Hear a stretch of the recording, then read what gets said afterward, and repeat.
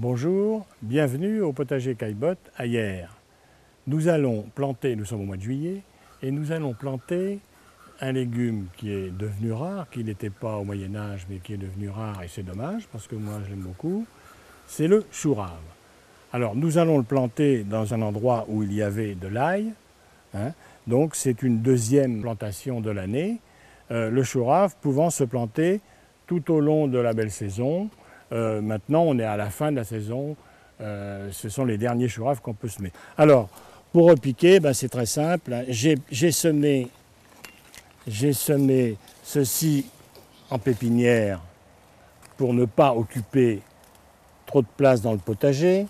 Bien, alors donc pour planter ces choux raves, j'utilise moi un transplantoir parce que je trouve ça plus commode. Donc vous enfoncez le transplantoir, vous ouvrez la terre, vous la tassez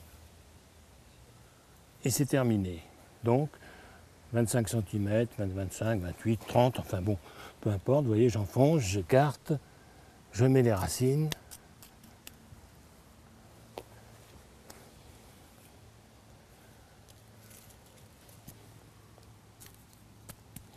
On met beaucoup de choux raves dans un potager parce qu'il a un effet également repoussant vis-à-vis des insectes du sol, en particulier les nématodes, qui commencent avec le réchauffement à nous compliquer la vie.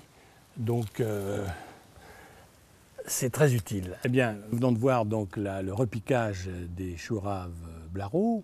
Voici un exemplaire adulte qui a donc été planté il y a 3 mois. Alors, ce qui est intéressant, c'est de savoir ce qui donne cet aspect d'extraterrestre à cette plante assez curieuse. C'est un chou, c'est un crucifère, mais alors que les choux, le chou est constitué par les feuilles du chou qui se ramassent très denses. Ici, c'est la tige qui enfle. C'est pourquoi il faut le consommer jeune, car si on attend trop, ce légume devient fibreux et beaucoup moins agréable, et autant dire inconsommable d'ailleurs. Il y a d'autres variétés naturellement qui sont blanches, vertes, etc., vert clair. À l'intérieur, le légume est blanc. Voilà, à bientôt au potager Caillebotte pour de nouveaux conseils.